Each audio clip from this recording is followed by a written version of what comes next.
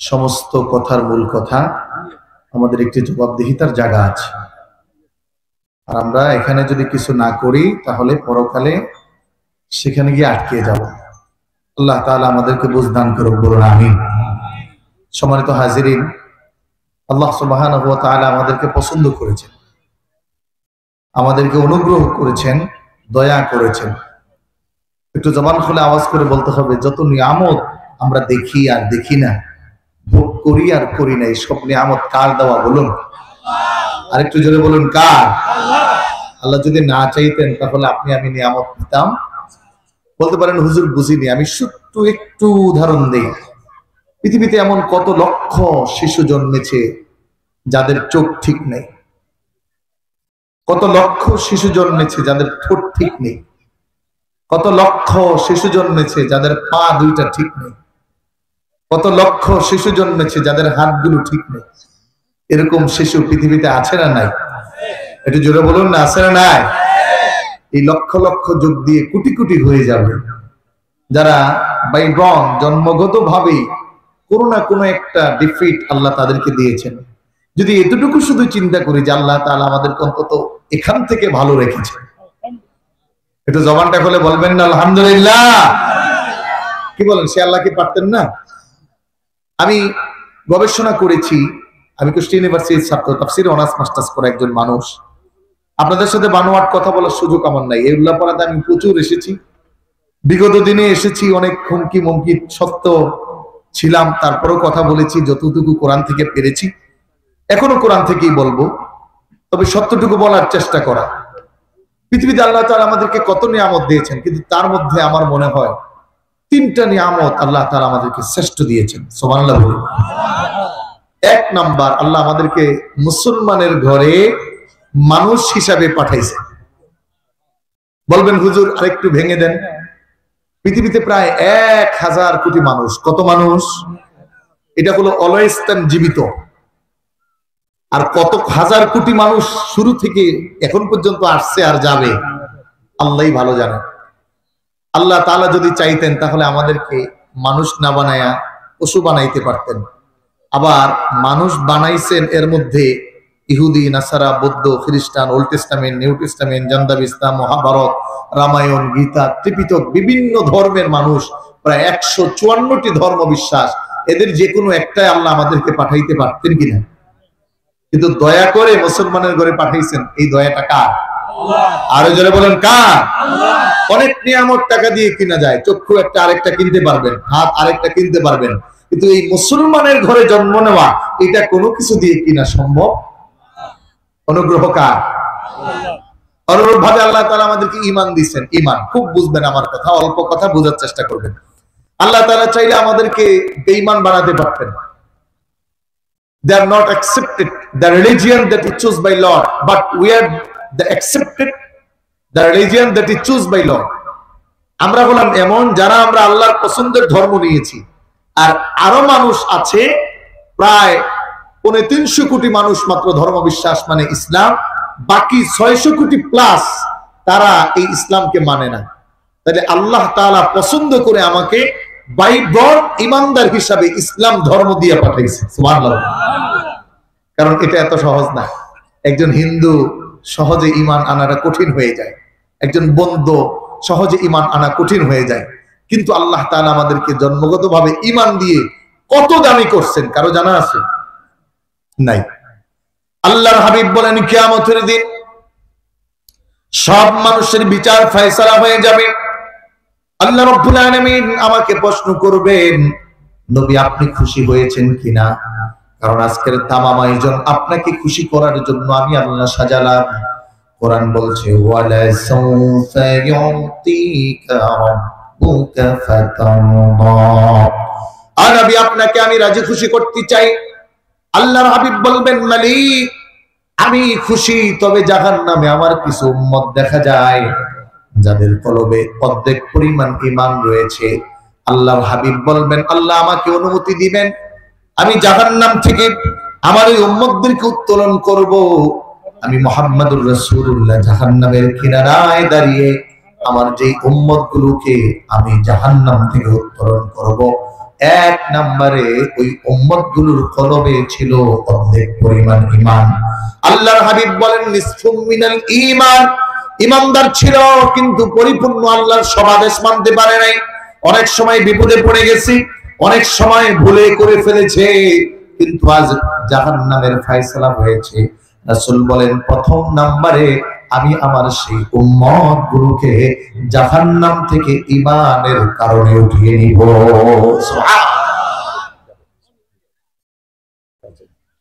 আমার প্রিয় ভাইরা, আমার বন্ধুরা, আল্লাহর হাবিব বলেন দুই নম্বরে আমার আল্লাহ আমাকে প্রশ্ন করবেন, হাল রাদিতা ইয়া মুহাম্মদ, ও নবী আপনি খুশি হয়েছেন কিনা? আল্লাহর হাবিব বলবেন মালিক আমি খুশি, কিন্তু আমার আরো কিছু উম্মত জাহান্নামের মধ্যে জ্বলে। আল্লাহু আকবার বলেন। আল্লাহর হাবিব বলেন আমি যখনই আরজি করব আল্লাহ রাব্বুল আলামিন আমাকে অনুমতি দিবেন, আমি জাহান্নামের কিনারায় যাব। আমার যেই উম্মত গুলোর কলবে অর্ধেক পরিমাণও ঈমান নাই, তবে ঈমান আছে, ঈমানের কোয়ালিটি আছে। এই ঈমান আমাদের এলাকার ঈমান নয়, এটা আল্লাহ রাব্বুল আলামিনের প্রদত্ত বিশ্বাস যে এক আল্লাহ আর রাসূল ছাড়া কেউ নাই, পরকালের সাতটি বিষয়কে পরিপূর্ণভাবে বিশ্বাস করা। আল্লাহর হাবিব বলেন আমি তাদেরকে উঠাবো, হায়াতুন নহরে গোসল করাবো, আল্লাহ জান্নাতে পাঠাবো। আল্লাহ শেষবারের মতো প্রশ্ন করবেন, আল্লাহ রাদিতা ইয়া মুহাম্মদ সাল্লাল্লাহু আলাইহি ওয়াসাল্লাম, ও আমার দয়াল নবী অবশ্যই আপনি এখন বুঝি খুশি হয়েছেন? আল্লাহ হাবিব আল্লাহকে ডেকে বলবেন মালিক কেমন করে আমি খুশি হই, আমার জাহান্নামের তলদেশে আমার কতগুলো উম্মত দেখা যায়। আমার প্রিয় ভাইরা, ঈমানের দাম কত এই এখান থেকে বুঝবেন। রাসূল বলেন আমি কিনারায় দাঁড়ালাম, দাঁড়িয়ে এবার জাহান্নামের তলদেশে আমার যে উম্মত গুলো দেখা যায়, যাদের কলবের মধ্যে ঈমানের নূর টিম টিম করে জ্বলে, একটু জ্বলে আবার নিবে, কেমন জানি তুষের আগুনের মতো। নবীর পবিত্র জামানের বাক্য, এই ঈমানদারের কোয়ালিটি হলো যাররাতিন মিনাল ঈমান। বলে এই উম্মতগুলোর কলবে যাররা পরিমাণ ঈমান ছিল। একটা শস্যকে 70 ভাগ করার পরে একটা ভাগ হলো যাররা। আল্লাহ রাসূল বলে আমার কোন উম্মত যদি ইখলাসের সাথে আমি নবী মুহাম্মদুর রাসূলুল্লাহকে মানার পরে এতটুকু ঈমানও তার কলবে থাকে, তাহলে কিয়ামতের দিন আমি আমার ওই উম্মতটাকে আল্লাহর জাহান্নাম থেকে উঠায়া হায়াতুন নহরে গোসল করায়া জান্নাতুল ফিরদাউসে পাঠাবো। বলেন ঈমানের দাম আছে না নাই? জোরে বলেন, আরো জোরে বলুন। 3 নম্বরে আল্লাহ আমাদেরকে নবীর উম্মত বানিয়েছেন। যেই নবীর উম্মত হওয়ার জন্য নবীরা পর্যন্ত আবেদন করেছেন, তাওরাত কিতাব খুলে দেখুন, পয়গম্বর মুসা 3 বার আবেদন করেছেন, ওগো আল্লাহ এমন কার উম্মত যেই উম্মতরা সবার আগে জান্নাতে যাবে। সুবহানাল্লাহ। শুধু নবীর উম্মত হওয়ার কারণেই অন্য সব নবীর উম্মতরা অপেক্ষা করবে, আমরা সবার আগে আল্লাহর জান্নাতে ঢুকবো, আমাদের নবী সবার আগে জান্নাতে ঢুকবে। আওয়াজটা জোরে করে বলেন আল্লাহু আকবার। আল্লাহর হাবিব কালিমুল্লাহ বলা হয় মুসা আলাইহিস সালাতু ওয়াস সালাম কি, মুসা দেখেন এমন উম্মত যারা জান্নাতে সবার আগে যাবে, আবার দেখেন এমন উম্মত যারা নবীদের ব্যাপারে সাক্ষী হয়ে দাঁড়াবে, আবার দেখেন এমন উম্মত যারা নেক আমলের নিয়ত করার সাথে সাথে আল্লাহ রাব্বুল আলামিন নেক লিখে দিবেন। পয়গম্বর মুসা ডাক দিয়ে বলেন ও দয়ার মালিক আল্লাহ, এই উম্মতগুলো আপনি আমার জন্য বরাদ্দ করুন। ও আল্লাহ এই উম্মতগুলো আমারে দেন।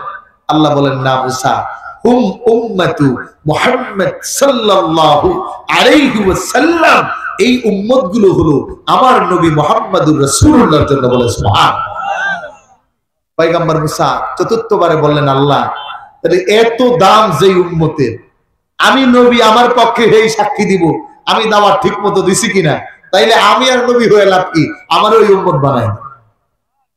সুবহানাল্লাহ বলবেন না? বলেন তো এই যে 3টা নিয়ামতের কথা বললাম, এটা টাকা দিয়ে কিনা যাবে? ক্ষমতা দিয়ে কিনা যাবে? কোনো কিছুর বিনিময়ে পাওয়া যায়? বলুন তো এটা দিয়েছেন কে? আরো জোরে বলুন কে? কারা কারা ঘুমাইতেছেন হাত দেখান আমারে। মানে আল্লাহ আল্লাহ মরার মতো আল্লাহ আল্লাহ, মানে আওয়াজই না। আচ্ছা দেখি যারা যারা ঘুমান নাই এরা আওয়াজ দিয়া বলেন, এই নিয়ামত দিয়েছেন কে? গোলামি হবে কার? ইবাদত হবে কার? কোন ব্যক্তির গোলামি করা যাবে? কোন মূর্তির গোলামি করা যাবে? কোন দলের গোলামি হবে? গোলামি হবে কার? আওয়াজ উঁচু করে বলেন আলহামদুলিল্লাহ, রব্বানা লাকাল হামদ। বলেন রব্বানা লাকাল হামদ হামদান কাসীরান তাইয়িবান মুবারাকান ফীহি ইয়া রাব্বি লাকাল হামদ কামা ইয়ানবাগি লিজালালি ওয়াজহিকা ওয়া আযীমি সুলতানিক। বলুন আলহামদুলিল্লাহ। প্রশংসা করেছি কার?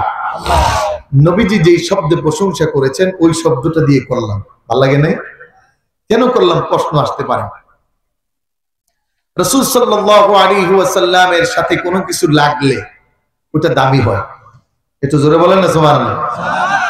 এক সাহাবী রাত্রে আসছে তৃষ্ণার্ত, রাসূল সাল্লাল্লাহু আলাইহি ওয়াসাল্লাম ওখানে প্রস্রাব করে রেখে দিয়েছেন। সাহাবী ঘরে ঢুকে দেখতেছেন এত ঘ্রাণ, কোথায় থেকে ঘ্রাণ আসতেছে।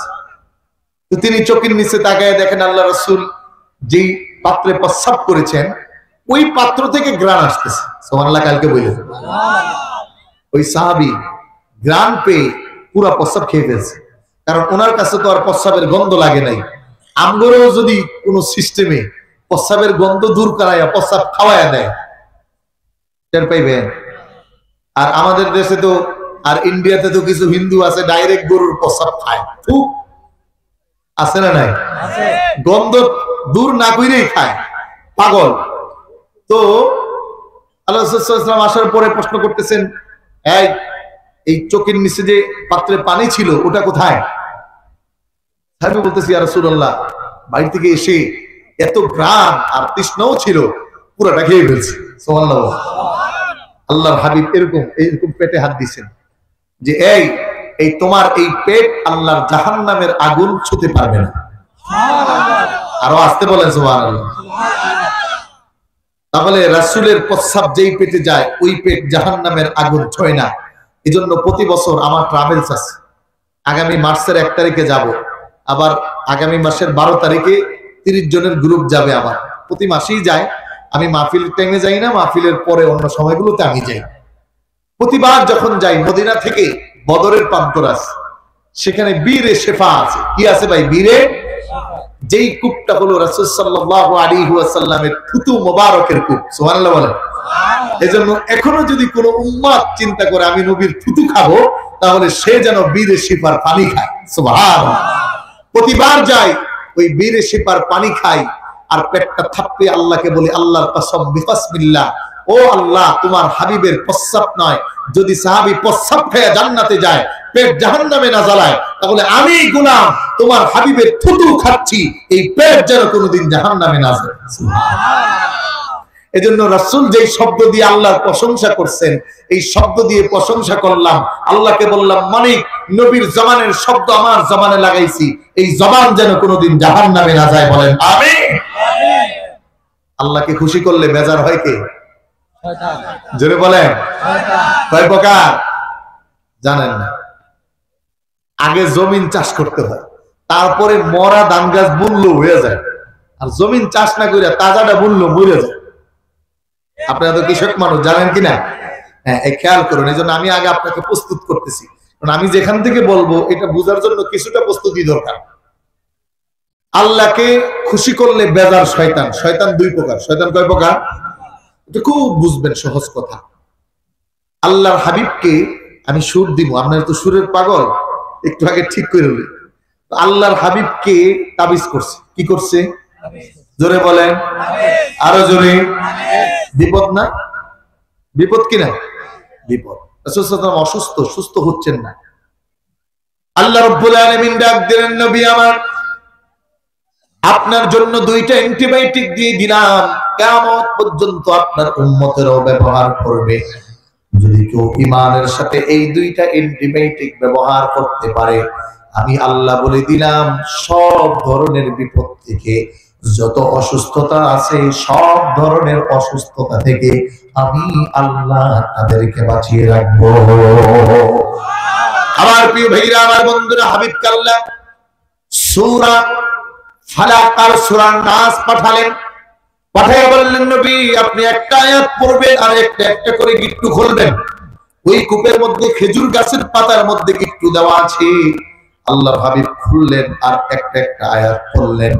সর্বশেষ আল্লাহ তাআলা হাবিবকে বললেন, নবী হে, আপনি আল্লাহর কাছে আশ্রয় প্রার্থনা করুন মিনাল জিন্নাতি ওয়ান নাস। ও আমার বন্ধু, আমার হাবিব, আপনি আল্লাহর কাছে আশ্রয় প্রার্থনা করুন ওই দুই শ্রেণীর মানুষ থেকে, ওই দুই শ্রেণীর জাত থেকে যারা শয়তান, মিনাল জিন্নাতি ওয়ান নাস। তাদের কাজ হলো আল্লাযী ইউওয়াসওয়িসু ফি সুদুরিন নাস, তারা মানুষের অন্তরে ধোঁকা দেয়। শয়তান ধোঁকা দেয়, শয়তানকে কোরআন পড়ে দূর করা যায়, কিন্তু মানুষ রূপী শয়তান যদি হয়ে যায়, কোরআন বাইকটা খাওয়াইলেও সেটা ভালো হয় না। কথা কোন ঠিক কিনা?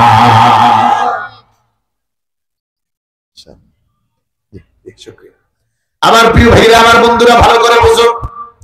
বলবেন হুজুর বুঝি নাই। গত 17 বছরে একজন দরবেশ ছিলেন, নাম ছিল দরবেশ, নাম কি? আরো জোরে কোন নাম কি? সালমান এফ রহমান সাহেব। কি নাম? জোরে বলেন। সালমান, নাম কি? দরবেশ না, দাড়িও বড়, জামাও বড়, কিন্তু বড় সুর। কথা বলেন জোরে কান। শয়তান যারা জীবনে দেখেন নাই তার দিকে তাকান। শয়তান যারা জীবনে দেখেন নাই হুজুর, ওই নেতানিয়াহুর দিকে তাকান, ওই আমেরিকার প্রেসিডেন্টের দিকে তাকান। মনে রাখবেন আল্লাহ নবীকে শিখালেন, তার মানে আমাদেরকেও শিখালেন, ও নবী আপনি জিন শয়তান থেকে বাঁচেন, মানুষ শয়তান থেকেও বাঁচেন।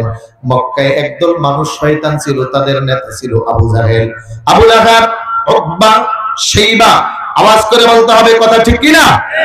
আমার প্রিয় ভাইরা, আমার বন্ধুরা, কিয়ামত পর্যন্ত সমাজে কিছু শয়তান নামের মানুষ থাকবে যারা মানুষকে ক্ষতি করবে, মানুষের উপর জুলুম করবে, জনগণের টাকা মাইরা খাবে, হাজি হয়ে বোনের টাকা মারবে, ভাইয়ের টাকা মারবে, এতিমের সম্পত্তি লুটপাট করে খাবে। আল্লাহ রাব্বুল আলামিন মুমিনকে বললেন, ও মুমিন, তোমরাও ওই শ্রেণীর মানুষ থেকে পয়সা থাইকো। আর ওই শ্রেণীর মানুষ থেকে যিনি আমাদেরকে বাঁচাতে পারেন, জবান খুলে আওয়াজ করে জোরে সুরে বলেন তিনি কে? এজন্য আশ্রয় দুই শ্রেণীর থেকে সব সময় চাইতে হবে।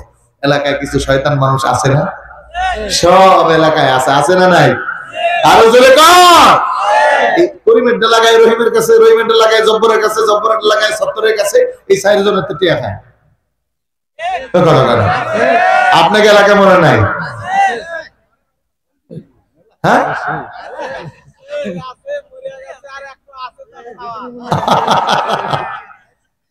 আল্লাহু আকবার। আল্লাহ তাআলা আমাদেরকে শয়তান থেকে বাঁচিয়ে দিক, বলেন আমিন। খারাপ লাগছে আপনাদের? আমি ওয়াজে যাবো এখন, এবার ভালো করে শুনুন প্রিয় ভাইরা আমার। আল্লাহর হাবিবের মিশনের মিশন ছিল ওই শয়তান নামের মানুষগুলোকে ভালো করা। রাসূলের মিশন ছিল 600 বছরের মধ্যে কোন নবী আসেন নাই, সমাজটা অন্ধকার আচ্ছন্ন হয়েছে। আল্লাহর হাবিব 15 বছর থেকে 40 বছর পর্যন্ত কোরআন ছাড়া দাওয়াত দিলেন, কিন্তু সমাজ তেমন পরিবর্তন হলো না। এবার আল্লাহর হাবিবের কাছে নাজিল হলো, ওয়া ইন্নাহু লাতানজিলু রাব্বিল আলামিন নাযালা বিহির রূহুল আমিন আলা কলবিকা লিতাকুনা মিনাল মুনদিরিন।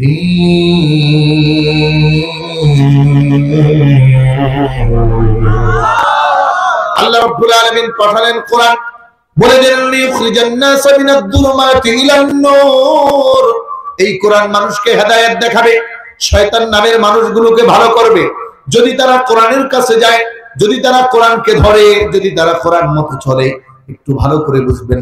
রাসূল দাওয়াত শুরু করলেন। হযরতে ওমর ইবনে খাত্তাব ইসলাম গ্রহণ করার আগে নাম শুনলেই মানুষ ভয় পেত। আল্লাহ রাসূলের গর্দান কাটার জন্য রওনা হয়েছে, শুধু কোরআনের একটা আওয়াজ ওমরের কানে ঢুকছে, সাথে সাথে ওমর গর্দান রাসূলকে দিয়ে দিয়েছে। তার মানে কোরআন আছে যেখানে শয়তান পালায়, যারা বলেন কোরআন আছে যেখানে শয়তান পালায়। এজন্য আমাদের দেশের শয়তান যারা, তারা কোরআন চায় না, তারা কোরআনের মতো চলে না, তারা কোরআনের ভুল ধরে, তারা কোরআনকে বলে পুরাতন কিতাব, তারা কোরআনের আয়াত শিক্ষা বই থেকে উঠায়া দেয়, শরীফ শরীফার গল্প দিয়ে সমাজ রাষ্ট্র যুবকদেরকে নষ্ট করতে চায়। তারাই ওই ভণ্ড ভারতের দালালদের পা চাটা গোলামি করেছিল। এজন্য কোরআনকে বন্ধ করতে চেয়েছে, আলেমদের জবান বন্ধ করতে চেয়েছে, মাদ্রাসা বন্ধ করেছে, আলেমদের জেলে নিয়েছে, আল্লামা সাইদিকে মেরেছে, হাজার কোরআনের পাখিকে স্তব্ধ করেছে, কিন্তু আল্লাহর কোরআনকে দমাতে পারে নাই। কারণ এই কোরআন পৃথিবীর কোনো মানুষের না। তাইলে তো ১,৫০০ বছর পর্যন্ত কোরআন থাকতে পারতো না। একটু ভালো করে বুঝবেন। বলে আল্লাহর মায়ের দুনিয়ার বাইরে আছে না নাই? বাংলায় আছে না আল্লাহর মায়ের? আমেরিকা মিলিয়ন বিলিয়ন টাকা দিছে আমার গাজাবাসীকে পোড়ানোর জন্য। আল্লাহ তাআলা গত কয়েকদিনে সমস্ত আমেরিকা অর্ধেক বরফ আর অর্ধেক আগুন। কথা বুঝেন না? অর্ধেক ২৪ হেক্টর জমির অধিক, এটা তো বলতেছে ওরা নিউজে। আমার মনে হয় কি এর ২৪ কয়েকশো হেক্টর শেষ, আর বাকি অর্ধেকটা আল্লাহ বরফ দিয়ে চাপা দিচ্ছে। আছে না নাই? জোরে কর আছে না নাই?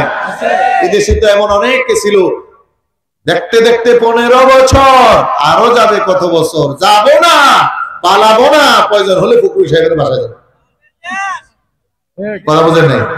কি বলছে? যেই ক্ষমতায় বসে সে মনে করে আর জীবনে ক্ষমতা হারাবো না, কিন্তু আল্লাহ একজন আছে না নাই? জোরে বলেন আছে না নাই? এই কোরআন দিয়েছেন কে? এজন্য মনে রেখো, আগামী স্বপ্ন যারাই দেখছো, আসবে যদি কোরআনকে ভালো না বাসতে পারো, তোমাদেরকেও এদেশ থেকে তাড়িয়ে দেওয়া হবে। কথা বলা ঠিক কিনা? পলাইয়া যায়, কোরআন ওয়ালারা যায় না। বলা হয়েছে পাকিস্তানি আমরা যাই নাই। এজন্য এই কোরআনের সাথে থাকবেন, কোরআন ওয়ালাদের সাথে থাকবেন। কোরআন যেই দলে, ওই দলে অবস্থান করতে রাজি আছেন কারা কারা? হাত জাগান।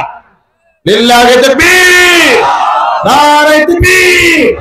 কোরআন আছে যেখানে, কোরআন আছে যেই দলে, মনে থাকবে তো? মনে যেন থাকে। যুবকদের বারবার বলে যাচ্ছি, মনে যেন থাকে। আল্লাহ আমাদের কবুল করুক, বলুন আমিন। আমার প্রিয় ভাইরা, আমার বন্ধুরা, কোরআনুল কারীমের অত্যন্ত গুরুত্বপূর্ণ একটি সূরা, সূরা লোকমান, ৩১ নম্বর সূরা কোরআনের সিরিয়ালে আল্লাহ রাব্বুল আলামিন লোকমান সূরায় ৪টি রুকু দিয়েছেন, ৩৪টি আয়াত দিয়ে নাজিল করেছেন। প্রশ্ন হলো, নামটা কেন একটা ব্যক্তির নামে হলো? একটা ব্যক্তি, তিনার নাম হলো লোকমান। আমার প্রিয় ভাইরা, আমার বন্ধুরা, আল্লাহর কাছে দামি হওয়ার জন্য টাকা লাগে না, আল্লাহর কাছে দামি হওয়ার জন্য পয়সা লাগে না, আল্লাহর কাছে দামি হওয়ার জন্য প্রধানমন্ত্রী হওয়া লাগে না, সুন্দর হওয়া লাগে না, মেধাবী হওয়া লাগে না, অনেক বেশি জ্ঞানী হওয়া লাগে না। আল্লাহর জন্য দামি হওয়ার জন্য ভালো একটা মন লাগে। যেই মনটা আল্লাহর পছন্দ হয়, ওই মানুষটা আল্লাহর কাছে বড় দামি হয়ে যায়। কেন? বলে লোকমান, কিতাবের মধ্যে আসছে লোকমানের নাক ছিল বোসা। নাক বোসা হলে নানা মজা করে, এই বোসা নাতি, তোর নাকটা চোক্কা হইতে পারলো না কেন? মানে নাকটা চোক্কা হলে একটু ভালো বেশি দেখায়, তাই তো? আমাদের বাংলাদেশে এরকম আছে না? যেমন বিশেষ করে আমরা চাকমাদেরকে একটু অন্য দৃষ্টিতে দেখি, দূর চাকমা যা আছে সব নাক চ্যাপটা। কথা বলে ঠিক কিনা? আবার দুই একটা তো দেখা যায় নাক আছে না নাই তাও বোঝা যায় না। কিরে যুবকরা, কথা কস্তায়? তার মানে নাক চ্যাপটা হলে একটু স্বাভাবিক ভাবে আমাদের কাছে মনে হয় বেমন ভালো লাগে না। আবার তাফসীরের মধ্যে আসছে, ইমাম ইবনে কাসির বলেন লোকমান ছিলেন 2 ঠোঁট মোটা। ঠোঁট মোটা হলে কেমন দেখায়? যদি নিচের ঠোঁটে বললা কেমন দেয়, উপরের ঠোঁটে দেয়, ফুললা যখন এমন হয় কেমন দেখা যায়, বেসাইজ, মানে দেখতেও সুন্দর। আবার কোরআনের মধ্যে তাফসীরের মধ্যে আসছে বলে লোকমান ছিল কালো। কি ছিল? বলে কেমন কালো জানো? পৃথিবীতে আল্লাহ তাআলা পৃথিবীতে শুধু কালো হওয়ার জন্য ইতিহাস হয়েছে তাদের। যেমন কেউ মারামারি করে ইতিহাস করছে, কেউ মেধা দিয়ে ইতিহাস করছে, কেউ যুদ্ধ করে ইতিহাস করছে, আর এই লোকদের বেশি কালো হওয়ার কারণে তাদের জীবনী লেখছে। সুবহানাল্লাহ। তাহলে কি পরিমাণ কালো ছিল? এই কোনায় ক্যাডারে পরে ওরে বেড়ি শয়তানে ধরছে, তুই এখান থেকে সর ভাই। আল্লাহ আকবার। এই কথা আমি অল্প বলবো, কথা অসুস্থ, কিন্তু প্রিয় ভাইয়ের মহাব্বতে আসতে হয়েছে। অল্প কথা শুনেন, তাফসীর থেকে বুঝে যান। আজকের আলোচনাটা আশা করি আপনার জন্য কাজে লাগবে। হযরত লুকমান আলাইহিস সালাতু ওয়াস সালাম কোন নবী নন। কিতাবের মধ্যে লেখা 1,24,000 পয়গম্বর। আল্লাহ সবার নামে সূরা পাঠান নাই, সবার কথাও আল্লাহ তাআলার কাছে এত প্রিয় মনে হয় নাই, সবার ওয়াজ আল্লাহর পছন্দ হয় নাই। মাত্র 25 জন নবী রাসূলের নাম কোরআনে আল্লাহ পাঠালেন, তার মধ্যে সকলের কথা আল্লাহ উঠান নাই। কিন্তু লোকমান এমন একজন মানুষ ছিলেন যে নবী ছিলেন না, কিন্তু আল্লাহ রাব্বুল আলামিন লোকমানের কথা সহ তার নামে সূরা নাজিল করলেন। সুবহানাল্লাহ। মুফাসসিরিনে কেরাম বলে নবীদের থেকেও দাম বেশি। সুবহানাল্লাহ। কেন কেন বলে নবীরা তো একটা স্তরে দামি, কিন্তু আল্লাহর প্রিয় বান্দা লোকমান এত দামি, এত দামি, এত দামি, তার কথা আল্লাহর এত ভালো লাগছে যা অনেক নবীর কথাও লাগে নাই। এজন্য লোকমানের 13টা উপদেশ পৃথিবীর মানুষের জন্য আল্লাহ পাঠালেন। ওই লোকমানকে দামি করে তার নামে সূরা পাঠালেন। কিতাবের মধ্যে লেখে লোকমান এত কালো ছিল যেমন কালো হযরত বেলাল একজন ছিল। হযরত বেলাল মানুষটা কালো, কিন্তু দিলটা, এটা জোরে বলেন না, কেমন ভালো বলেন তো। বলে আবু বকর, ওমর, উসমান, আলী নবীর সব সাহাবীর থেকেও ভালো, কারণ রাসূল মেরাজে গিয়ে আবু বকরের জুতার আওয়াজ পায় না, ওমরের জুতার আওয়াজ পায় না, উসমানের জুতার আওয়াজ পায় না। বলে বেলাল, তোমার জুতার আওয়াজ আমি মুহাম্মদুর রাসূলুল্লাহর সাথে জান্নাতে আমি পেয়েছি। নবী বেলালকে এত পছন্দ করতেন, বেলালকে দেখলেই ডাক দিতেন তাআলহিনা ইয়া বেলাল, ও বেলাল আসো, তুমি আর আমি এক জায়গায় বসে খাবো। সুবহানাল্লাহ, সুবহানাল্লাহ। এজন্য আল্লাহ রাব্বুল আলামিনের কাছে দাম হয় হলো এই জায়গা। যদি এটা ভালো হয়ে যায়, কিন্তু এটা কেউ দেখে না, এটা কেউ দেখানো যায় না, বোঝানো যায় না, উল্টাটা দেখানো যায়। কারণ এই জায়গায় আছে ভালো, মুখ দিয়ে আসে কালো, এই জায়গায় আছে কালো, মুখ দিয়ে কয় সাচ্চা ভালো। যেমন আপনারা এখন আমার ভাই, তোমার ভাই, এমুক ভাই, সেমুক ভাই, এমুক ভাইয়ের চরিত্র ফুলের মতো পবিত্র, নামাজ পড়ে না, একক তো চুরি করে রাখ দিন। কথা কেন? আরো জোরে। ও তো চুরি করে, ওর দাদাও করছে, ওর বাহেও করে গেছে, এরপরেও কয় এমুক ভাইয়ের চরিত্র ফুলের মতো বলে পবিত্র। আবার সেও কয় আমি আপনাদের জন্য সব করব, কিন্তু মনে মনে কয় খালি করবো 5টা কোরআন। কথা কয় না?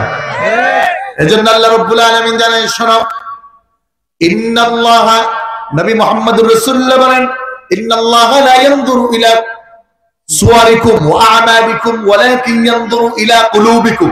শোনো, তোমাদের চেহারা কার কত সুন্দর আমি এটা দেখবো না, কে কত মেধাবী এটাও আমি দেখবো না, কে কত ক্ষমতাবান এটাও আমি দেখবো না, বরং আমি দেখবো কার অন্তরটা কত ভালো। বলে বেলাল যেমন কালোর জন্য ইতিহাস, আরেকজন কালো ছিল হযরত ওমরের খাদেম, ইতিহাস।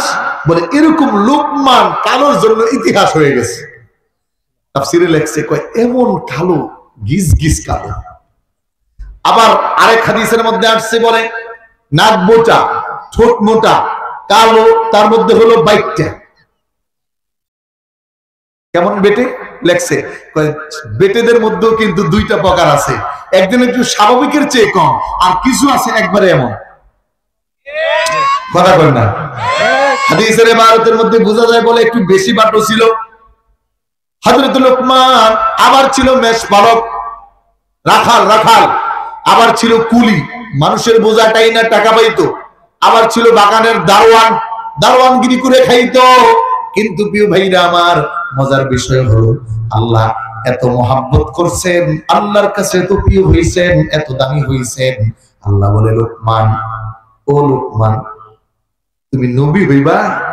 লোকমান আল্লাহ অফার করতেছে, ও লোকমান তুমি নবী হও আর না হয় নেককার বান্দা হও, দুইটার যেটা ইচ্ছে ওইটা হও। লোকমান জিজ্ঞাসা করতেছে, কয় আমার উপরে কি নবী হওয়ার জন্য আদেশ হয়েছে? বলে না, ইখতিয়ার আছে, ইখতিয়ার। একটু ভালো করে বুঝেন।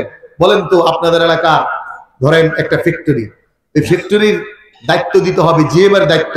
আইসা আপনার এলাকার কোন ছেলেটাকে বলবে যে বাবা তুমি জিএম হও, যত টাকা লাগে সব দিব, ভালোটারে না খারাপটারে? যারা বলে আমি এই তাফসীর তো পড়েছি ক্লাসে, এবছর দুইটা জায়গায় আলোচনা করেছি আর আজকে আপনাদের এখানে। আর রানিং আমার মসজিদে শুরু করছে। তো গুলশানে যেই মসজিদে আমি ইন্টারভিউ দিয়েছি, আমার ইন্টারভিউর পরে সভাপতি সেক্রেটারি বৈশা কয়, হুজুর বেতন কত নিবেন নেন, আগামী জুমা থেকে আসেন।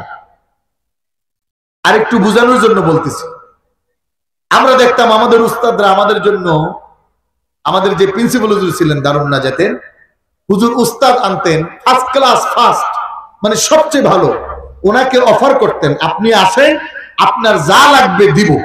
কখন? বলে এত ভালো তার বেতন নির্ধারণ করার না, সে যা চায় তাই দেওয়া লাগে। বলে লুকমান আল্লাহর কাছে এত ভালো, আল্লাহ লুকমানকে সিলেকশন করেন নাই, বলতেছে লুকমান আপনি নবী হয়ে যান, অফার দিলাম, অফার। আল্লাহ নবীদের ক্ষেত্রে অফার ছিল না, নবীদেরকে আল্লাহ সিলেকশন করেছেন, বাঁচিয়েছেন। কিন্তু লুকমানকে আল্লাহর এত পছন্দ হলো, লুকমানকে অফার দিয়ে আল্লাহ বললেন লুকমান নবী হন। লুকমান বলে ও আল্লাহ আমি নবী হব না। সুবহানাল্লাহ। তারা প্রশ্ন করছে তুমি নবী হও নাই কেন? শুনো, নবী হইলে দায়িত্ব আছে। যেমন বুঝেন, যদি চেয়ারম্যান হয়, যত ভালোই চেয়ারম্যান হোক, এলাকার জনগণ মনে করে হে কি আর গম চুরি না করে থাকে, কথা কেন? এবার যত ভালো হোক, চিন্তা কি গম চুরি আর ডাল চুরি তেল চুরি না করে নাকি? মানে এই লোকটা ভালো হওয়ার পরে ওই অপবাদ পাইতেছে কেন? ওই চেয়ারম্যানের চেয়ারে বসছে, দায়িত্বের জায়গায়। লুকমান আলাইহিস সালাতু ওয়াস সালাম বলে না, তাহলে আমি নবী হব না, আমি আল্লাহর নেককার বান্দা হতে চাই। কিন্তু আওয়াজ করে বলেন আল্লাহু আকবার। হযরত লুকমান আলাইহিস সালাতু ওয়াস সালাম বললেন আমি আল্লাহর নেককার বান্দা হব। নেককার বান্দা হইতে হইতে এমন হইছে আল্লাহ তাআলা স্বয়ং লুকমানের কথা আল্লাহ নিজের শব্দ দিয়ে প্রচার করছে। আমার ভাইরা, আমার বন্ধুরা, লুকমানকে প্রশ্ন করা হলো একদিন বিশাল মজলিস। লুকমানের বন্ধু ছোটবেলায় একসাথে ছাগল চড়াইছে, ওই ওয়াজ শুনতেছে। বলে ও দোস্ত তুমি না ওই লুকমান? কয় হ্যাঁ। এত বড় কেমনে হইছো তুমি একটু বলো তো। এবার লুকমান বলতেছে, এটা আজকের আলোচনায় আমার পক্ষ থেকে আপনাদের জন্য শিক্ষা, খুব খেয়াল করেন। লুকমানকে প্রশ্ন করা হলো লুকমান এত দামি কেমন করা হলো? তোমার কথা সব মানুষ শোনার জন্য আসে, মা বোনেরা একটু ভালো করে খেয়াল করুন, দিলের কানটা লাগাইয়া দিন। লুকমান উত্তর দিতেছে, বলে আমার দুইটা কাজের জন্য আল্লাহ আমাকে পছন্দ করছে। কয়টা? জোরে আরো জোরে। সবক কিন্তু মনে রাখবেন, ওয়া সব বহিলেন না। লুকমান এক নম্বরে বললেন, এক নম্বর হলো আমি আমার জবানে মিথ্যা বলি না। আর আমরা প্রতিযোগিতা রাখছি মিথ্যাকে কত বেশি বলতে পারবো। এই যে একটা ঠাডা পড়া, এটার নাম কি কোন? না, এটার নাম ঠাডা পড়া। কি পড়া? জোরে কান, কি পড়া?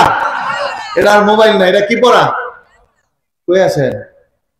উল্লা পড়া আছে কিন্তু রোডে। কথা কয় না কো ভাই, 5 মিনিট আগে পড়তেছি, 1 ঘন্টা গেছে। কার কোয়েন না ভাই, জ্যামে আসলে কিন্তু হুদা আছে না? জোরে কার, আরো জোরে বলেন। এমন তো কিছু বন্ধ হুজুরও আছে, হুজুর ডেট আছে, কয় না হুজুর টিয়া বাড়াই দি মনে তো, তাইলে একটু দেখি দেওয়া যায় না।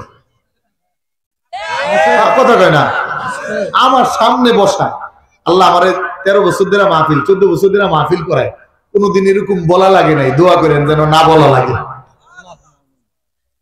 জিগার নাইলে ভাই ফোন দিছে মাহফিলের জন্য, ডেট খালি ছিল, বলছি ভাই দুইটার যে কোনো একটা খালি নিতে পারে। তো আমার সামনে বৈশা ফোন আইছে, না ডেট নেই। 1 মিনিট পর আবার ফোন দিছে, হুজুর টাকা 50 দিব নেই, কয়া যায়? দোস্ত আগে যে কইছি নাই, এটা না কইলে 50,000 আইতো না। আছে না নাই? এরকম কিছু ভন্ডা হুজুর আছে না নাই? এই মাহফিলের কাছাকাছি আইসা কয় আমি এখনো ঢাকা টাকা না বাড়াইলে রওনা দিব না। কথা কয় না, খালি আপনাকে বিরুদ্ধে ওয়াজ করলে আমাকে একটু কইয়া দিই।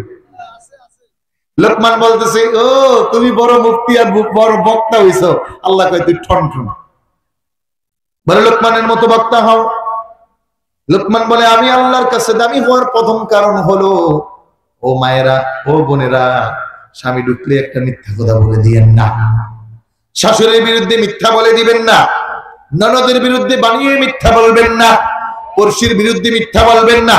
এরকম মহিলা আপনাদের এলাকায় একটাও নাই। আবার এমন স্বামী আছে স্ত্রীর সাথে মিথ্যা বলে, আছে না নাই? এটা কয় আসতে দেখছেন নিজের উপরে পড়ছে। কিন্তু না বলে দাবি হওয়ার জন্য 1 নম্বর আমল হলো মিথ্যাকে ছেড়ে দাও। যদি তুমি মিথ্যা ছেড়ে দাও তাহলে আল্লাহ রাব্বুল আলামিন তোমাকে প্রিয় করে নেবেন। লোকমান 2 নম্বর প্রশ্ন করা হলো, 2 নম্বরটা কি?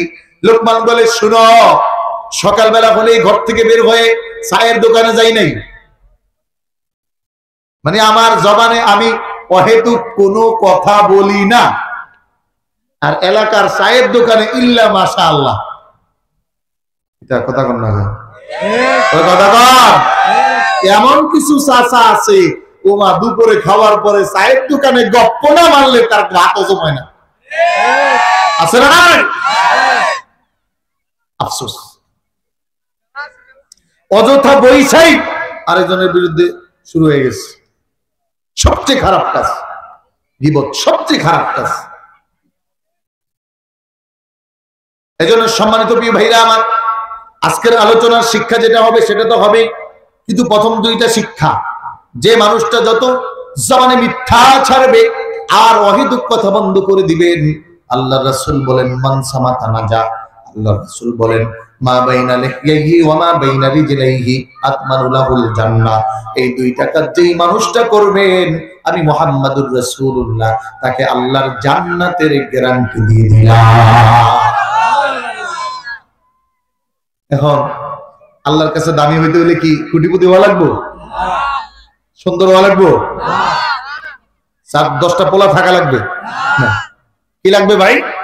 মিথ্যা পারবনি আমরা? চেষ্টা করবেন কারা কারা, হাত দেখান।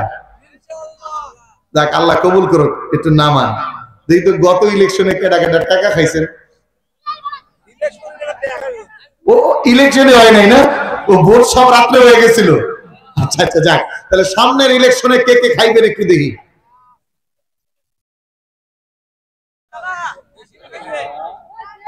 খালি যে চেয়ারম্যান রে আর এমপি রে আর মন্ত্রীর ইচ্ছা মতো বকা দিলে আপনি তো হেঁটতে বড় খারাপ। এবারে তো পাস করার পরে খায়, আপনি তো পাস করার আগেই খাইয়া বই রয়েছে। কথা কর না কেন? তাহলে আগামী ইলেকশনে টাকা খামু না ইনশাআল্লাহ। তাই দেখি দেখি একটা একদম পাক্কা নিয়ত, টাকা খাইবেন না। ওই কাউন্সিলরে কইবেন, ওই মিয়া তোমার ভোট দিছি না, তোমার ইলেকশন করছি না, এখন আমার জন্ম নিবন্ধন দিতে টাকা লাগবে কেন? চাপা ভাড়া এলাম, টাকা না খাইলে কোয়া যাইব, আর টাকা খাইলে জ্ঞান না দেন। দেখি আগামী ইলেকশনে কারা কারা টাকা খাইবেন না, হাত দেখান আমার। ওই দেখ কারা, দেখ কে উড়াই নাই, এটা খাইব। কিরে খাবি? আল্লাহ আমাদেরকে না খাওয়ার তৌফিক দেখ, বলো আমিন। এটা হালাল না হারাম? হারাম। হারাম ভাই, বড় আফসোস। দেখেন, আপনি আমি খালি তাদেরকে বকি, আপনি যদি 500-1000 না খান তাহলে কিন্তু উনি কিছুটা হলেও কাজ করবেন, আর আপনি 500-1000 খাইয়া সবার কাজ বন্ধ করে দিচ্ছেন। এই জন্য সম্মানিত ভাইরা আমার, আল্লাহর কাছে দামি হওয়ার জন্য হলো ভালো আমল, অন্তরকে পরিশোধন করা, পরিশোধিত করা। হযরত লুকমান আলাইহিস সালাতু ওয়াস সালাম এমন একজন মানুষ ছিলেন, আল্লাহ তাআলা তার কথাটা উঠাইয়া দিলেন।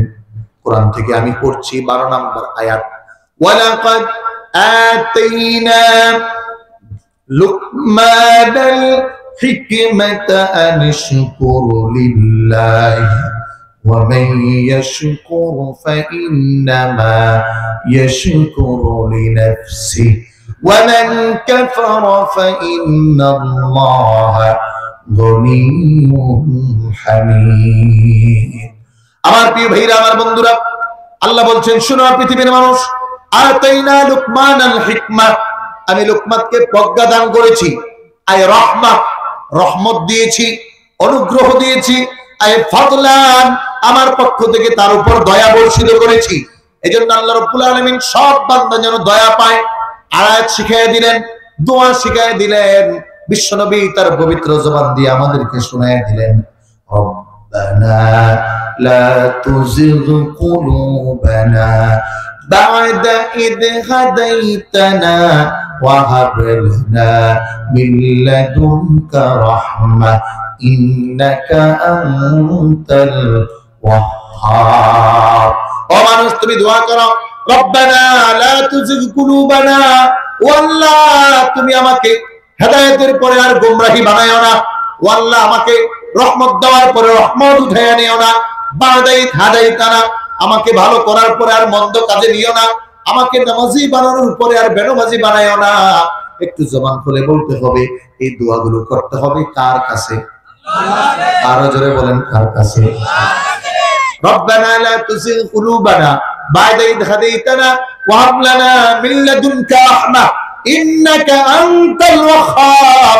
আল্লাহকে বললাম, আল্লাহ গো, আপনি ছাড়া তো এই কাজে আর কেউ পারদর্শী না, আর কেউ হেদায়েত দিতে পারে না, আর কেউ বাঁচাতে পারে না, আর কেউ জান্নাতেও নিবে না, জাহান্নামে দেওয়ার মালিক নেই, একজন আছেন, জবান খুলে বলেন কে? আল্লাহ। আর যারা বলতে পারে আমাদের মালিক কে? আমাদেরকে বাঁচাতে পারেন কে? আমাদেরকে মারতে পারেন কে? করুণায় বাঁচিয়েছেন কে? আমার কয়েকদিন আগে পলায়া দিয়েছেন কার মাধ্যমে? মনে করছে যাবো না, এই যাওয়ার টাইম হয়েছে, দৌড় দে। সে আল্লাহ আছে না নাই? আরো যারা বলেন আছে না নাই? আবার এখন যারা চাঁদাবাজি শুরু করছে, এগুলো সাইজ করার জন্য আছেন কে? মনে হয় শিখে নাই, শিখে নাই যে আয় হায় যত চুরি করুক মামলা ধরা। আল্লাহ। বিচারপতি মানিক সাহেব প্রধান বিচারপতি ছিলেন, আলেমদের বিরুদ্ধে মিথ্যা বানোয়াট কথা বলেছেন, বলে 17,50,000 টাকা দিয়ে কয়, ভাই আমার কোনো মতে বাংলাদেশের বর্ডারটা পার করে দে। পোলাপান টাকা খাইয়া নিচেরটা ভাড়ায় দিছে। কথা এখন বলে আমাদের উপর অত্যাচার করা হচ্ছে, তোদেরকে যে বাংলাদেশের মানুষ পিঠে সোজা করে নেই, এটা তোকে ভাগ্য।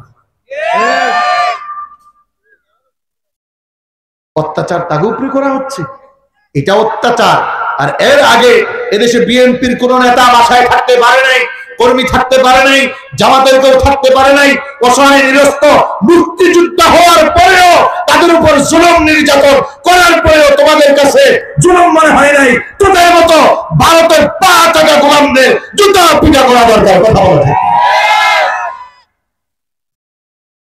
তারা যখন জুলুম করছে, ওইটা জুলুম না, ওইটা সুম্মা, ওইটা আদর।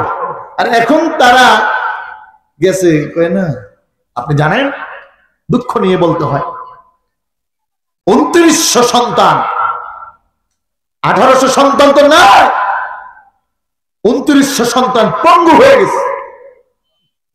যে সন্তানগুলো আগামী দিনের এদেশের পররাষ্ট্রমন্ত্রী হতো, স্বরাষ্ট্রমন্ত্রী হতো, এদেশকে তারা নেতৃত্ব দেওয়ার এবিলিটি ছিল, এত মেধাবী সন্তানগুলো পঙ্গু হয়ে গেছে।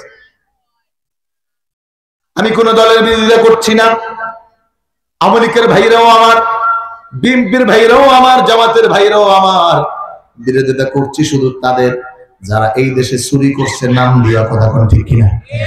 এজন্য এখন যারা আছে তাদেরকে মারার কোনো সুযোগ নাই, যারা চুরি এগরে পাইলে ধরবেন, কারণ এলাকায় কিন্তু সবাই খারাপ ছিল না, নির্দিষ্ট কিছু মানুষ যারা মানুষের উপর জুলুম করতেই ছিল। আল্লাহ সব সহ্য করেন, কিন্তু জুলুমকে আল্লাহ সহ্য করেন না। ছাড় দেন, ছাড়। সামনে মনে রাখেন, আমরা আমাদের এই দেশের জন্য নয়, আমি আজকে সেই তাফসিরে যাই নাই, সূরা লাহাবের তাফসির করেছেন আল্লাহ তাআলা। কোরআনুল কারীম বনি ইসরাইলের মধ্যে বলতেছেন, প্রশ্ন আসতে পারে তাহলে হুজুর আল্লাহ এই 15 বছর দেখে নাই, 17 বছর দেখে নাই, ওই যে মিশরে 20 বছর 5 লক্ষ মুসলমান মারছে, আল্লাহ কি দেখে নাই? কোরআনে আল্লাহ উত্তর দিয়ে দিয়েছে, সুবহানাল্লাহ। সূরা বনি ইসরাইল উত্তর দিয়ে, আমি দেখি নাই কানা, আরে বান্দা তোরা বুঝছ নাই, আমি কি করছি জানোস? কি একটা উদাহরণ দেই পরে কই। এলাকায় একটা ছেলে একবার চুরি করছে, সালিশিরা বিচার করছে, ঠিক আছে একবার তো আর করবি না, আর জীবনও করুন না, ছাইরা দেন, ছাইরা দিছে। আবার করছে, আবার আনছে, 2টা বেদ দিছে, আর করবি না, আর করবো না, আবারও ছাইরা দিছে। আবার করছে, আবারও বিচার করছে। সালিশিরা এবার একটু শক্তই করছে, যায়া এরপরে যে করা শুরু করছে, এখন আর সালিশিরা বিচারে বয় না, করো একটু শেষ দিকে লই। এবার চুরি, ডাকাতি, রাহাজানি, জিনা, বেবিচার যা আছে সব করছে। করার পরে 5 বছর পরে ওই চোরের বিচারের লিগে সালিশিরা বইছে, বিচারটা আগের মতো হইব না একটু করা হইব? জোরে কর। আল্লাহ কওয়া, ইদা আরাদনা আন নুহলিকা ক্বরিয়াতান আমারনা মুত্রাফিহা ফাফাসাকু ফিহা ফাহাক্কা আলাইহাল কওল ফাদাম্মারনাহা তাদমীরা। বলে আল্লাহ আমি একদিনে বিচার করি নাই, বিচারটা শক্ত হইল না, নরম হইতো, নরম, এজন্য সময় দিছি। ফাফাসাকু ফিহা, জুলুম করতে থাক, করতে থাক, করতে থাক। যখন একেবারে বেশি হয়ে গেছে, কয় না আমরা এদেশে আবার কেনা, আল্লাহ কয় দিতেছে, ঠান্ডা ধরে মুসুদ দিয়া কয় যা। এজন্য জালিম কখনো স্থায়ী হয় না। এজন্য যারা আসবে ক্ষমতায়, আগামী দিনে জালিম যদি হয় তাহলে মনে রাখতে হবে ফেরাউনের অবস্থা হবে, পলায়ে যাইতে হবে। কথা বলে ঠিক কিনা? আমার প্রিয় ভাইরা, আমার বন্ধুরা, এরা আল্লাহর প্রিয় বান্দারা, এরকম জালিম যদি 1000 বার কাবারও যায়, কাবায় যায় সুমাদের, আল্লাহ তোর মতো বদমাশ একটু নাই। কথা বুঝেন নাই? ওদিনকে দেখলাম শামীম ওসমান সাহেব কাবা শরীফে যায়া মদিনা মসজিদে নববী থেকে ছবি উঠে পাঠাইছে, একেবারে দাড়ি দুড়ি রাখতে পুরো দরবেশ। এত বছর কইলেন খেলবেন তো মা কই, আপনি বল বলতে ফলাইছেন কি নাই? আমার বাসার পাশে বাসা, বিশ্বাস করবেন তার বাসায় একটা ইটও ঠিক মতো নাই। মানুষের এত রাগ, খুব জুলুম করছেন। এজন্য যারাই যখন জুলুম করবে, জুলুমের শাস্তি আছে না নাই? জোরে বলতে হবে, আছে না নাই?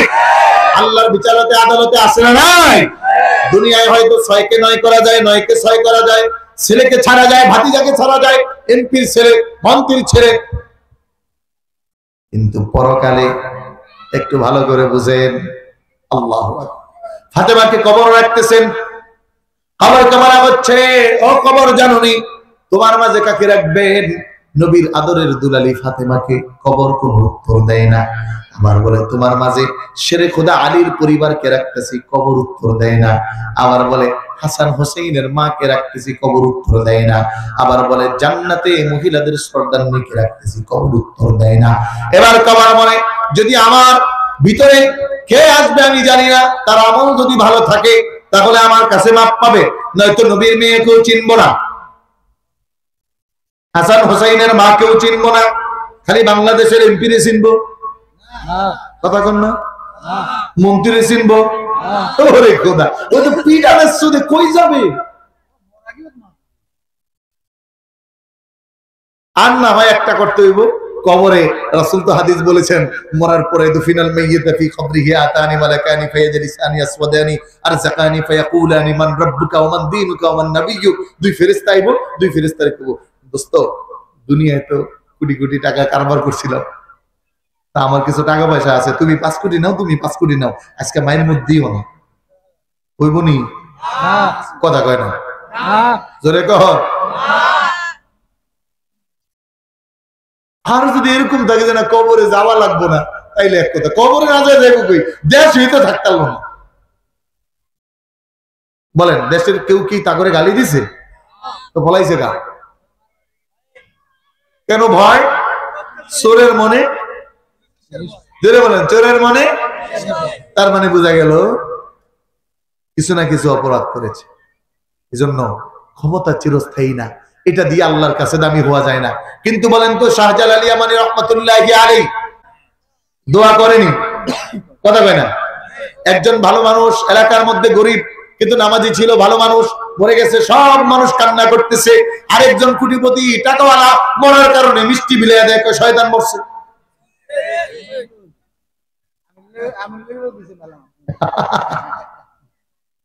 আমার প্রিয় ভাইরা, আমার বন্ধুরা, এজন্য আল্লাহ রাব্বুল আলামিন বলতেছেন, শুনো, লুকমানকে আমি হিকমত দিছি, আমি রহমত দিছি, আমি আমার প্রিয় বান্দা বানাইছি। বলে আবার লোকমানকে বলছি আনিশকুর লিল্লাহ, আমি যে তোমার রহমত দিলাম, শুকরিয়া করতে হবে কার?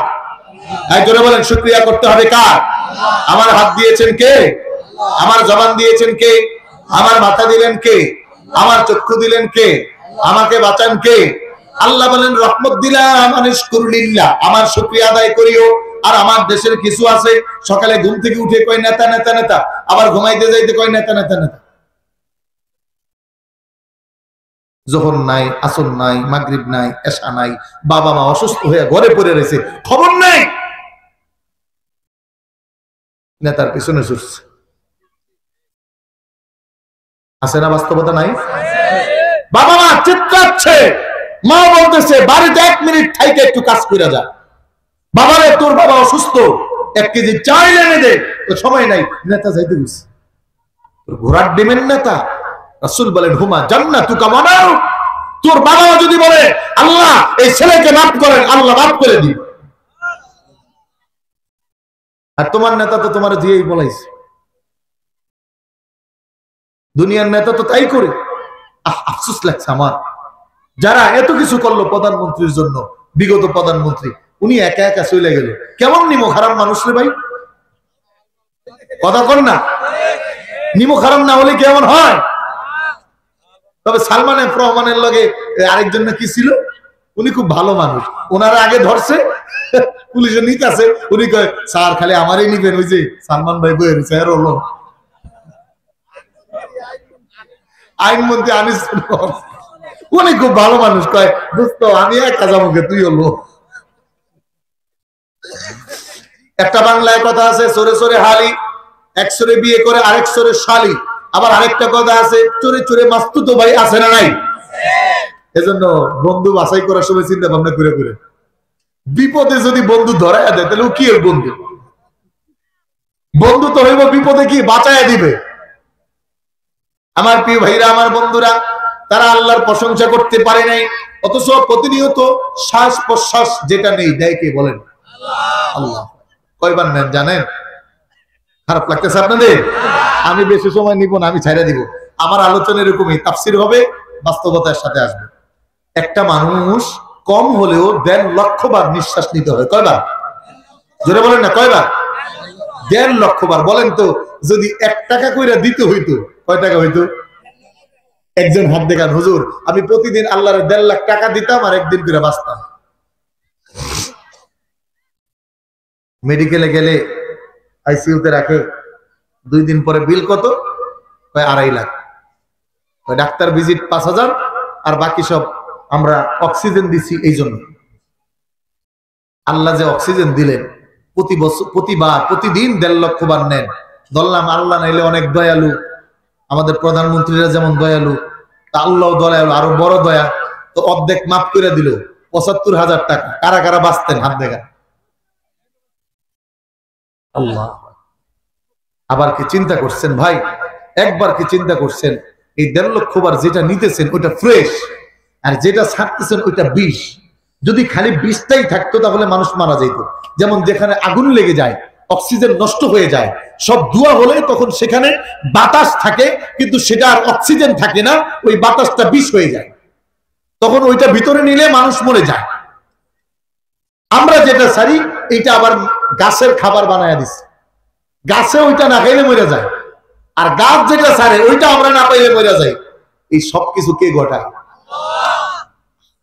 গবেষণা করেন না? এই যে 2টা চোখ, আল্লাহু আকবার, কেমনে আমরা আল্লাহকে ভুলে যাই, কেমনে গুম করে মারে, কেমনে মানুষের উপর অত্যাচার করে। আমার বাসার পাশে আয়না ঘর, কেমনে একটা নিরহ মানুষকে 12 বছর জেলের মধ্যে রেখে দেয়, বুঝেই আসে না। ইলিয়াস সাহেবের মতো নেতা গুম করে মাইরা লাইছে, আবার আমাদের দেশের এত বড় নেত্রী হইয়া সে তার পরিবারের যায় বুঝাইতেছে আমি বিচার করবো না। আসলে তো মারছে, রিপোর্ট আইছে 2 দিন আগে আমার দেশে, উনি অনুমতিতেই মারছে। একটা মানুষ কতটা কতটা অভিনয় করতে পারে বলেন আমার ভাইরা। খুব কষ্টও লাগে, এমন সন্তান আল্লাহ কাউরে না দেখ, বলুন আমি। উনি ওনার বাবার ঘরের সবচেয়ে খারাপ সন্তান। শেখ মুজিবুর রহমানকে মানুষ এতটা ঘৃণা করতো না যতটা ঘৃণার পাত্র এই ওনার মেয়ে বানাইছে। কথা বলেন না? খুব খারাপ লাগে আমার মাঝে মাঝে। কেন লাগে জানেন? আমার আব্বা ছোট্টবেলা আমাকে বসায় বসায় বলতো, বাবা মারা যাব তো দোয়া করো, তোমাকে দিয়ে যেন দোয়া পাই। তোমার দাদা বলছে দোয়া করার জন্য যেন হুজুর মসজিদ থেকে না বলতে হয়, দোয়া যেন প্রতিদিন হয়। এখন বুঝি যে একটা ভালো সন্তান বাবার কত দাম আছে, একটা ভালো সন্তান বাবার জন্য কত দরকার। বলেন তো এমন একজন বাবা আছেন যে না হুজুর আমি চাই না আমার ছেলেটা আমি অসুস্থ হলেও আমাকে সেবা করুন? এমন কোন বাবা আছে যে চায় না আমি বাবা যখন মারা যাবে সন্তান বাবার কবরটা একটু দিবে, সন্তান বাবার জানাজাটা একটু পড়াবে, সন্তান বাবার জন্য সূরা ফাতিহা পড়ে দোয়া করবে? কোন বাবা চায় না? আফসোস আমরা আমাদের সন্তানদের প্রতি খেয়াল নেই। এমন সন্তানের জন্ম দিলে এই সন্তানের জন্য ওনার অসম্মান হলো। আমরা 17 বছর ধরে বলতেছি মূর্তি বানায়েন না, এটা শিরক, বানায়েন না, কারোটাই বানায়েন না। কে শুনে কার কথা? প্রতি বছর 250 কোটি টাকা বরাদ্দ ছিল মূর্তির জন্য, জানেন? আল্লাহ 10 মিনিটে মূর্তি সব নামায় দিচ্ছে। আল্লাহ পারে না? জোরে কর। কিন্তু ফাঁকে হলো কি? বাবার অসম্মান হলো। শেখ মুজিবুর রহমানকে এই দেশের মানুষ কখনো পায়ের নিচে দেয় নাই, কিন্তু এইবার দিছে। যারা মুরব্বী আছেন ওনাকে সম্মান করে এদেশের স্বাধীনতার পিছনে ওনার অবদান আছে, কিন্তু সমানভাবে সব মুক্তিযুদ্ধের অবদান আছে। কিন্তু আমরা দেখছি খালি একাই ওনার কথা বলা হয়েছে। অনেক ভুয়া মুক্তিযুদ্ধ, ওর জন্ম হয় নাই, হে মুক্তিযুদ্ধ হয়ে বয়ে গেছে। মানুষ কতটা ধোঁকা করে আল্লাহ আমার জানা আসে না, আমার বুঝে আসে না। একটা মানুষের কত কোটি টাকা লাগে শুধু প্রধানমন্ত্রীর পরিবারের অ্যাকাউন্টে, শুধু এক পারমাণবিক বিদ্যুৎ কেন্দ্র থেকে, এই যে আপনাদের থেকে সামনে আগায় গেলে হেডা ঈশ্বরদী, এই একটা বিদ্যুৎ কেন্দ্র থেকে 56,000 কোটি টাকা। কত কোটি? 56,000 কোটি টাকা শুধু একটা পরিবারের অ্যাকাউন্টে গেছে। আফসোস। নিয়া কি করছে? আমেরিকা বাড়ি বানাইছে। ওই জায়গায় মনে হয় আল্লাহর ক্ষমতা নাই। কথা কয় না? আপনি শুনে অবাক হয়ে যাবেন। লস এঞ্জেলেস যেখানে আগুন লেগেছে ওখানে পৃথিবীর সবচেয়ে দামি ঘরগুলো, ওখানে পৃথিবীর সবচেয়ে দামি ঘর, এক একটা ঘর $5 মিলিয়ন, $10 মিলিয়ন। আমি পড়লাম ওদিন 10টা ঘরের চাপ দিয়েছে। পৃথিবীর সবচেয়ে ধনী মানুষগুলো ওখানে থাকে, সবচেয়ে স্টার মানুষগুলো ওখানে থাকে। এদের ঘর বাড়ি, আর আমাকে বাংলাদেশ তো চুরি করে যেই ঘর কিনে ওটা তো অল্প কয়টা, কিন্তু ঘর বানায়। শাহজালাল ইয়ামানি ঘর বানাইছে, নষ্ট হয় নাই। এদেশে আল্লাহ ওয়ালারা ঘর বানিয়েছেন, নষ্ট হয় নাই। আবার রাজনীতি করে ভাসানী সাহেব ঘর বানাইছে, নষ্ট হয় নাই। কথা কোন ঠিক?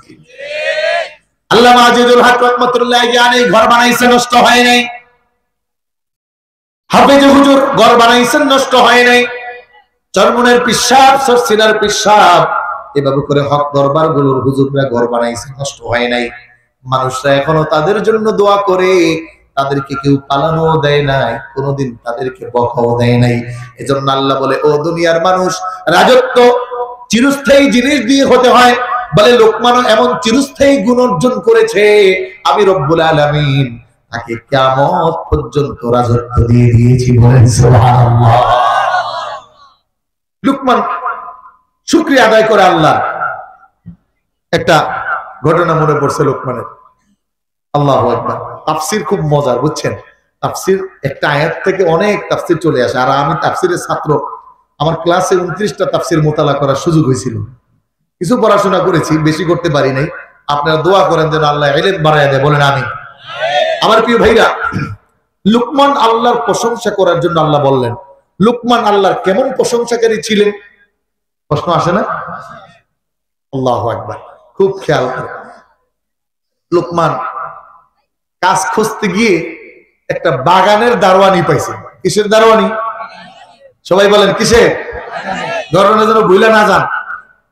কারণ আমাদের দেশে তো ওয়াজ শুনে বন্ধু পরের দিন কয়, দোস্ত কালকে আসতে পারি নাই, কি ওয়াজ করছে? আর কইও না জামিল হুজুরের ওয়াজ নি, এমন ওয়াজ জীবনও শুনি নাই। কি ওয়াজ বল? সেই চমৎকার ওয়াজ। আরে বেটা কি হেডা কর, যেমন তাফসির আমার জীবনও শুনি নাই, একদম প্রথম শুনছি। ধর বেটা ওয়াজ কি এটা কর, ধর বেটা ওয়াজ কি এটা কইতে পারলে তো কইই দিত। বুঝেন না? মানে ওয়াজ কি কইতে পারলে তো কই দিতাম, মানে কি শুনছে আর কিছুই মনে নাই। এই জন্য এরকম মনে না রাখার ওয়াজ যেন না হয়। লুকমান বাগানের দারোয়ানি পাইছে, মালিক থাকে শহরে, বাগানে লোকমানকে রাইখা মালিক চলে গেছে। মালিক চিন্তা করছে কেমন না কেমন, তবে এটাও মনে মনে কইছে যে যেহেতু লোকটা বেটু আর কালো, অন্য কোথাও চাকরি চুকরি নাও পাইতে পারে, আশা করা যায় ভালো হইতে পারে। 1 মাস গেছে, লোকমান বাগানের ফল বিক্রি করে টাকা পাঠায় দিচ্ছে। 1 মাস 2 মাস যায়, প্রতি মাসে টাকা পাঠায় আর টাকার অঙ্ক বাড়ে। লোকমানের মালিক একটু আশ্বস্ত হয়েছে যে না, কর্মচারীরা খুব ভালো পাইছে, যেহেতু টাকাও মারে না আর প্রতি মাসের হিসাবটা হিসাবে দিয়ে দেয়।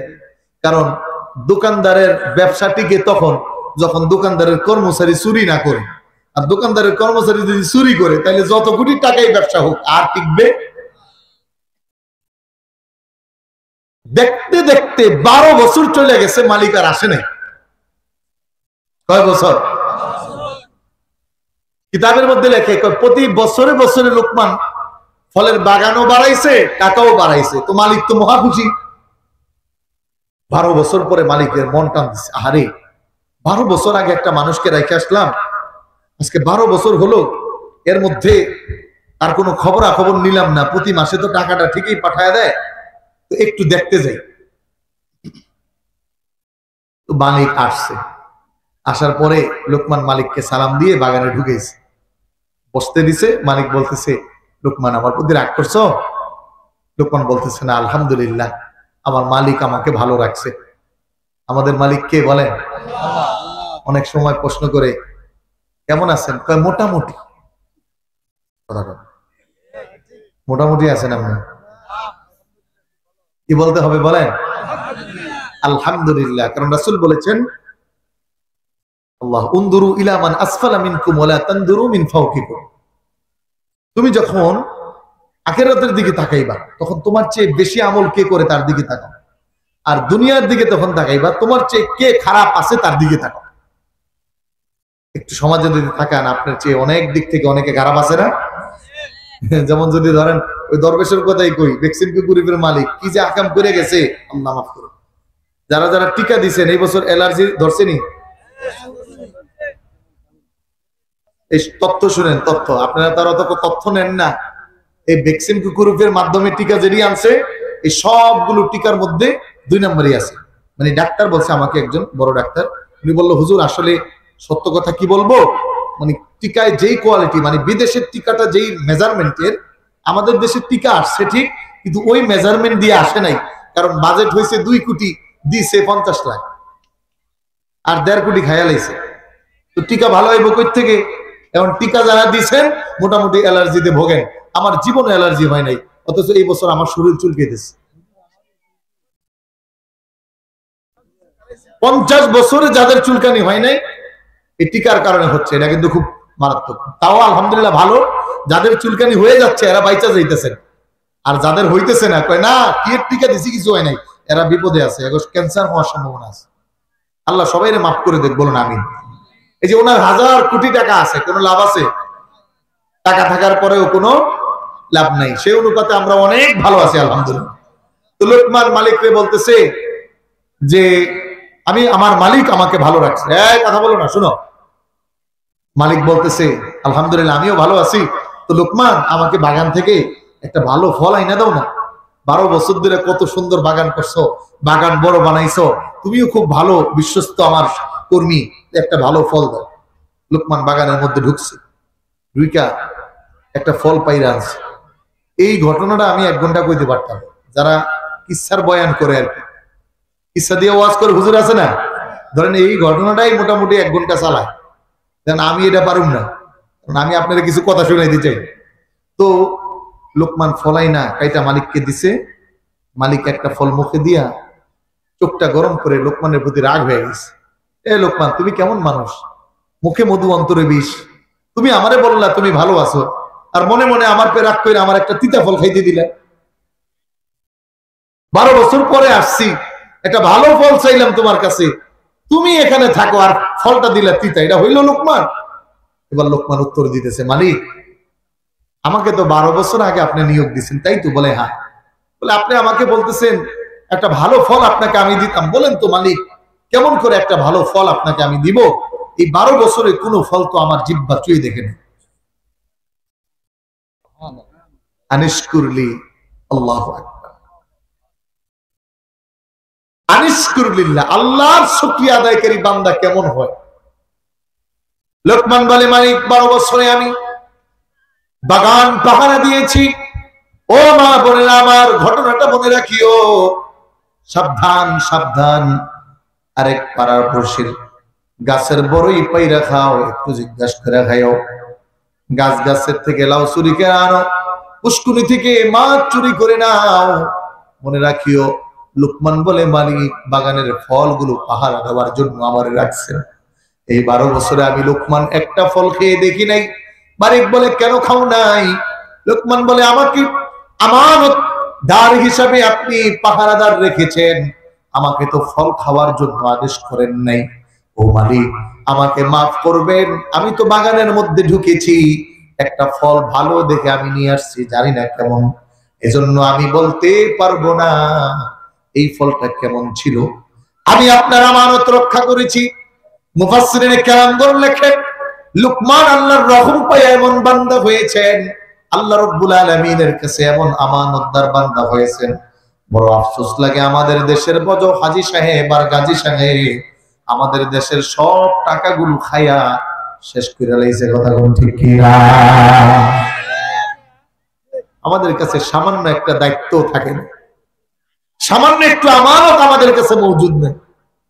আমি যদি এমন বাগানের দায়িত্ব পাই, তাহলে বাগান সহ খাইলাম।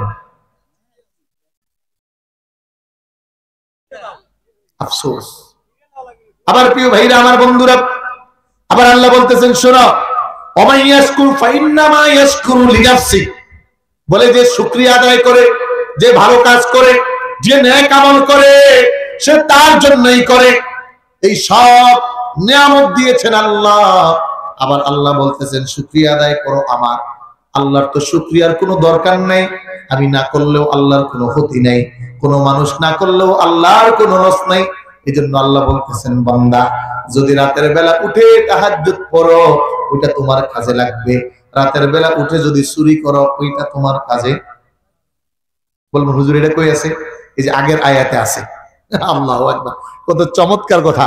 আল্লাহ রাব্বুল আলামিন বলতেছেন, ওয়ায়াত্তাখিদাহা হুজুয়া উলাইকা লাহুম আযাবুম মুহিন। পরের শব্দে বলে, কাল্লাম ইয়াসমাহা ফি উযুনাইহি ওয়াকরা ফাবাশশিরহু বিআযাবিন আলীম। বলে আমার পক্ষ থেকে কোরআন নাজিল হওয়ার পরে, কোরআনের কথাগুলো শোনার পরে তারা ওয়াল্লা মুস্তাকবিরা, অহংকারী হয়ে ফিরে যাইতো। কেমন জানি তাদের কর্ণ দিয়ে তারা শুনে না, তাদের কান বধির হয়ে গেছে, তাদেরকে আযাবের সুসংবাদ দাও। একজন মাইকিং করতেছে, আব্দুল করিম কালকে তোমাকে পিটানো হবে, এটার সুসংবাদ গ্রহণ করো। কথা বুঝেন না? চেয়ারম্যান সাহেব বিচার করবে করিমের, এখন মাইকিং করে বলতেছে, সমস্ত এলাকার মানুষরা জানাইতেছে, আগামীকাল আব্দুল করিমের বিচার হবে, সবাই আব্দুল করিমের বিচারের সুসংবাদ গ্রহণ করেন, তাকে ভালো করে মাইর দেওয়া হবে। তুমি নিজে এটা সুসংবাদ নাও। সুসংবাদ কথা কেন? কি সংবাদ? আল্লাহ বলতেছে, ফাবাশশিরহু বিআযাবিন আলীম। ও পাপীরা, তোরা আযাবের সুসংবাদ নাও। বলে আযাবের তো সুসংবাদ হয় না, দুঃসংবাদ হয়। আল্লাহ বলতেছেন, যদি তুমি ভালোটা করো ওইটা তোমার জন্য, যদি তুমি মন্দটা করো ওইটা তোমার জন্যই।